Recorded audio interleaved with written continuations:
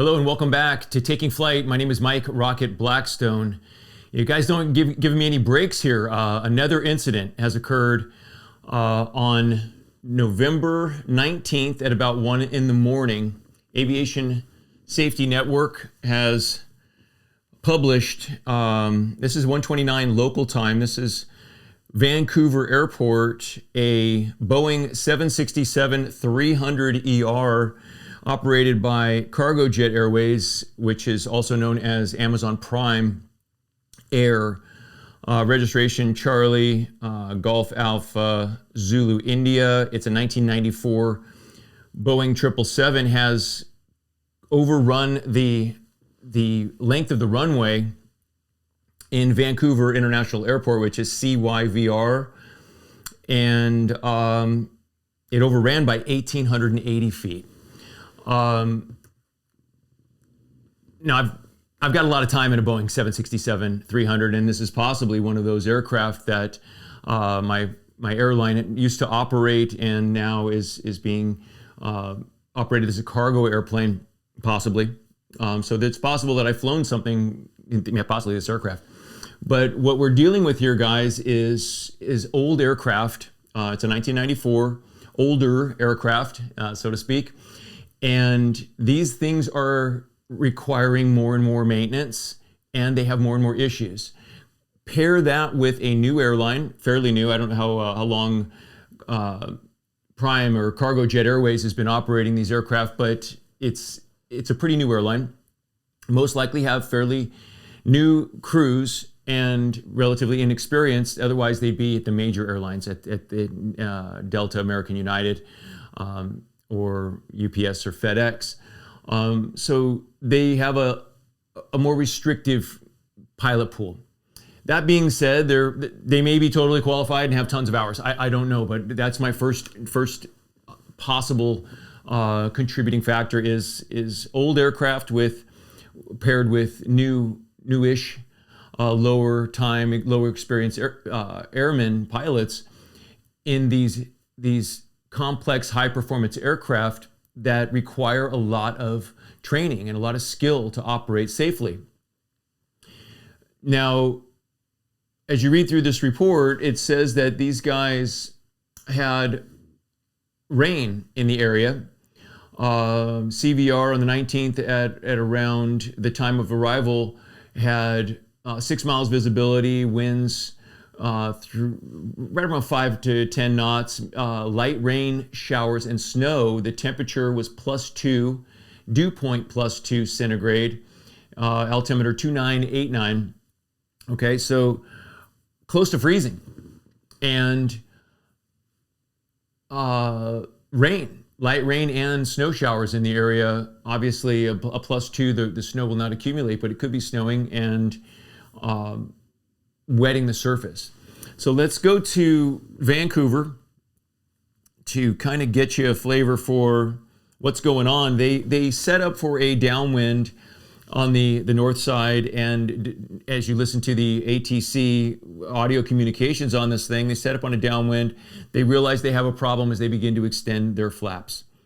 They end up with a flap asymmetry problem. They run the checklist and our ICAS on the 777, but also on the 767-300s, they would have an ICAS and they would run a pretty complicated checklist. Now, to sort this thing out on the downwind leg at 230 knots or so is pretty varsity, and why you wouldn't just go out there and maybe just set up a hold, at 3,000 feet or 5,000 feet out there on a 10-mile final if there's no one coming, or wherever the tower tells you, maybe possibly over Vancouver VOR, which is to the south of the airport there, and work this problem carefully. If you've never experienced a flap problem and you've only seen it in the simulator, you might be rushed to comply, and pilots have a tendency to want to do this. In the simulator, there's this badge of honor that if you can work through the problem quickly, efficiently, and keep it moving back to the airport, that you're somehow better at this. And in the real world, speed is not your friend. Slowing this thing down, making sure you get it right. The consequences are too high if it goes wrong. So that little bit of rushing that we learn in the simulator, because it's thousands of hours to dollars per hour to run a simulator, we feel like somehow it's saving money to be able to burn through the checklist quicker and just get it right, And the first time you see this, of course, at 1:30 in the morning in a real world situation, of course, it's winter, guys. It's in Canada. We are now pushing through the fall. Winter has arrived. There's wind, there's rain, and there's snow and freezing conditions that are occurring. Every time winter comes, there's a problem. This is our internal clock should be telling us, hey, it's time to step up the diligence here, and the sense of heightened sense of awareness is what I like to think of it as, to do a better job as the weather gets bad. Fall's kind of coming to an end. The beautiful weather of the fall is over. We're pushing into the winter, and lo and behold, here we have one of our first incidents of the winter of 2024. So let's go back to Vancouver. They're setting up to land on ILS Zulu 8 left.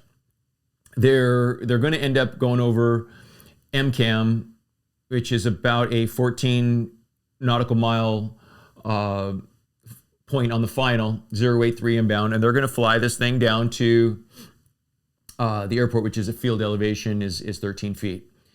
There is terrain, 7,000 feet to the northwest, 6,800 feet to the northeast, and the runway is 9,941 feet. Now, I don't have the Boeing 767-300 manual, nor do I have its landing data. But I do have 777 data, and I'm just going to compare. So if this was me today with a flap malfunction in a Boeing aircraft, which is very similar to the 76, when I fly the 777, I just feel like I'm in a giant 76.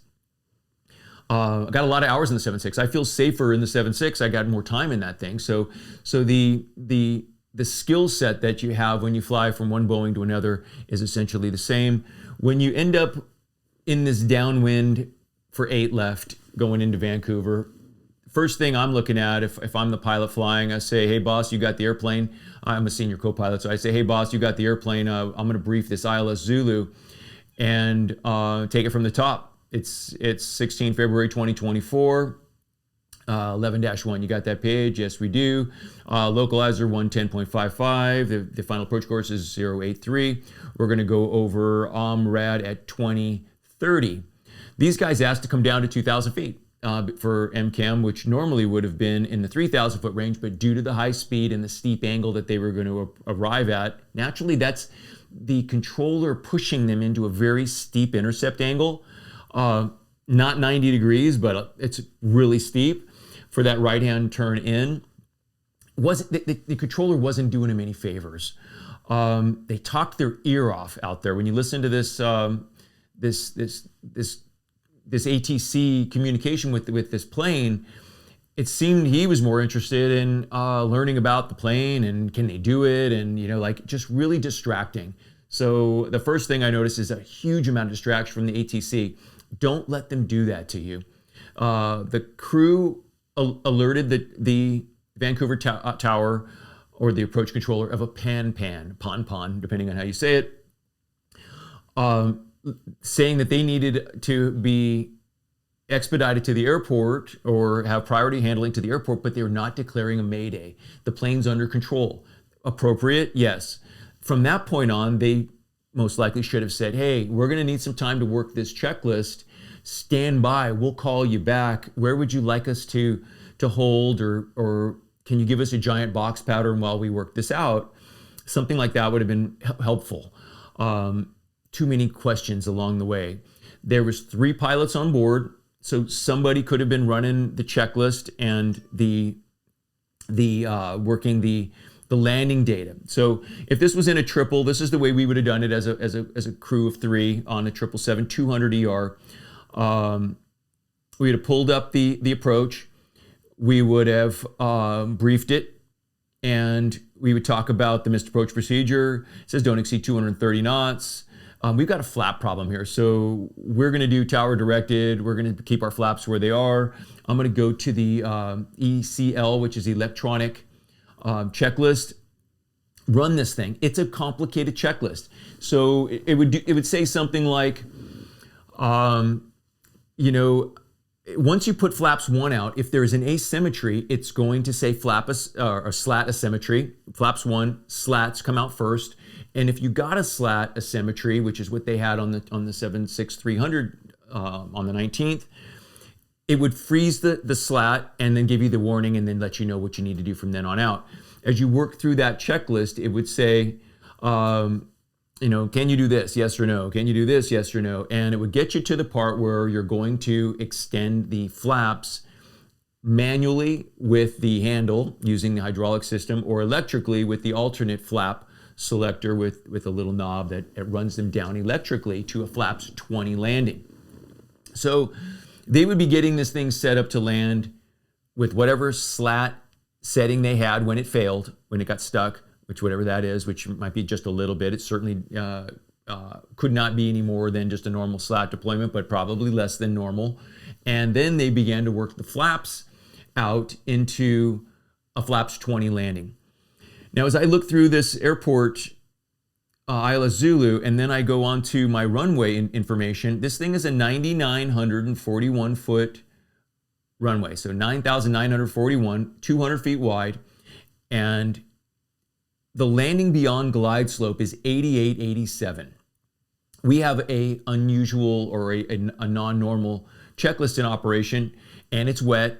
It's not a time for a standard landing assessment. It is a time for we're gonna run the landing app to determine the landing distance based on a malfunction and the weight of the aircraft, and then the conditions, including the temperature, the headwind, if any, which is a 5-knot headwind from what I calculated, and the wet runway. How wet is it? Well, most guys would say, who cares? Wet is wet, and wet's as good as dry almost, and good is good, you know, landing distance is hardly affected. But we're used to landing at airports that have really nice surfaces. How about a grooved runway? Let's guess whether or not 8 left was grooved or not grooved. And you would guess correctly. It is not grooved. It's a concrete, not grooved runway. Did they catch that? They're setting this thing up on a downwind, and they do not make any other turns than just the left downwind to the south, downwind to the west, one left turn to the south, and one continuous left turn back to the northeast, and then intercepted the final. They didn't do anything other than just set up what it looked like a normal downwind base and lineup. Did they get this chart out and work all the way through this while this guy was extremely disruptive during their pon, essentially emergency, but it's under control? And did they notice that if you do a normal glide path, which you would do in a jet this size, you certainly don't come in and then dip below the glide and then try to put this thing down on the first brick. You can't do that in jets, and it's really not approved at night and in a lower flap situation and naturally a higher approach speed. The approach speed on this thing is like 175 knots. The normal approach speed for a triple in this configuration would have been about 155 knots. So you can kind of see their problem was worse than what it would be for me in a triple. The other beautiful part about the triple is I've got triple trucks. I've got one more set of brakes. I've got more tire on the ground. I've got giant engines for better reversing. Not to say that the 767-300 doesn't have awesome braking, because it does. It has awesome reversing, because it does. It has speed brakes that come out on landing. If they came out, hopefully they did. And if they didn't, they can manually deploy them rapidly right after touchdown. And then maximum reverse, like not a little, but a lot. And heavy braking. Did you use the auto brakes? We normally use flaps 25, brakes 2 in this kind of situation on a wet runway. Especially once you run the landing app numbers, you're going to start seeing a brakes 3 or max brake might have been prudent and more appropriate for the situation, okay? So I'm looking at 88, 87, and now you're saying, okay, was that the longest runway? So go back to the airport diagram and you go, oh, 8 right has 12,188 feet of concrete available. So why didn't they use that? I believe that it was no-tammed in-op or not available, okay? But you're an emergency aircraft. There may not be an airport close enough by that can take the 767-300. If that runway is available, yet just no-tammed, that it's out of service for whatever, and if they could clear it, and it wouldn't take very long for them to clear it, why didn't they ask for that at least? Hey, you know what? It's looking like the numbers are a little tight for us for 8 left. Any chance we can open up 8 right? We need it. I want the extra margin. And if they say no, unavailable, it's the 8 left or nothing, and then you start taking a look around. Call your company, look at your charts, and start finding a runway that has more concrete available if you're not sure, if you're not comfortable with that. So let's go back to 8 left. Okay, so they're going to land on 8 left. It's concrete, not grooved. It has 88, 87. Now, if I was going to land at a short runway, what I would consider to be a short runway, our procedure is to put this thing down at the PAPI. And the PAPI is just prior to the first blocks, past the 8 left markers. You got to hit that touchdown zone. If you float this thing 500, 1,000, 1,500 down, and you're likely to do so in this flap configuration. When was the last time any of us have really made a reduced leading edge slat deployment with a flaps 20 landing in any of our airplanes recently with 2 engines running, okay? So when you come into this thing, if you don't round out over the 8 left and close the throttles, this thing will float. And in the 767-300, I remember distinctly that we tended to carry a little bit of throttle on this thing to cushion the landing and get smoother landings in the 767-300 with carrying a little power. If we closed it, it would come on down like a ton of bricks. The 777-2 and 300s don't do that. It's got a nicer wing. We can roll the throttle off at 30 feet and get nice landings out of this thing without carrying throttle. That's a problem in this scenario. If you carried any throttle at all on the 300ER, this thing could have easily floated 1,000 feet and maybe a little more, which will become a serious issue at the other end of the runway. So now let's go to our landing app. So if I was going to bring the 777-200 with a flap slat control problem, which would be a flap 20 landing. Now the picture I saw of the 767-300 looked like it had approximately flaps 20 out. So it looks like they followed a procedure very similar to this. Thrust reversers, I'm assuming both were operative and would work. We have at 430,000 pounds in the triple, which might have been a normal landing weight. For us, that's what I would just give it a nice normal landing weight, not a max landing weight situation, but just a nominal landing weight. That we'd have a VREF 20 of 146 plus 5 is 151. These guys were at 173, 20 knots faster. That's kind of a lot, isn't it? It's going to extend the amount of runway required. Then I go to the pressure altitude side, and we're at sea level. We got a +2, we got a 5-knot headwind. I put in a braking action 3 medium. Why? For the ungrooved runway. When was the last time somebody landed on this runway? It's 1:30 in the morning. Has it been a while? Did it just recently rain? Is it been not raining for an hour or two? When you get there, you're not going to know until you see the concrete. So you would estimate a less braking action rather than more. So I'm going to estimate a braking action 3, which is going to give me in the 777-200 68.26. And if I were to go 4 good medium, that would be 59.28. Okay, so the difference between a braking action medium is 68.26. And if I go wet good, 50.28. Okay. Good medium is 59.28, and 3 is a 68. Okay. So we're at 68. We talked about that runway. We've got 88 available. 2,000 feet difference. should be good. It should work, right? Something went wrong here. So when these guys touched down, did the speed brake not deploy? Did they float? Did they not get it? Did they go in for such a smooth landing that they floated long and never really got the weight on the wheels? Are they messing around with a smooth landing on this night, on this, in these conditions, with this malfunction? If they did, they made a terrible mistake, obviously. Resulted them in exiting the runway at least 50 knots and went out into the dirt some 1,800 feet past the end of the runway. Luckily, they didn't go off the end and off a cliff or damage the airplane any worse than they did. They might not have hurt it hardly at all. It went down into the grass. All right, so that's what we know so far from this incident. Hopefully it's been useful, guys. What I want to make sure, just we reiterate here, is take your time. There was plenty of gas on board to do this. So these guys reported they had 20,000 pounds of gas. From what I remember flying the 7.6, it's about a 6,000 pound an hour per side type machine. 6 and 6 is 12. They've got about an hour and 45 minutes of fuel remaining. They could have messed around with this for at least a half an hour to do two things that are really going to help. Is help make sure you get it right. Make sure you've got the knowledge of what's my runway condition, what's the braking action that I can expect. Maybe talk to the tower about that. No one talked about that at all on the audio tape. Do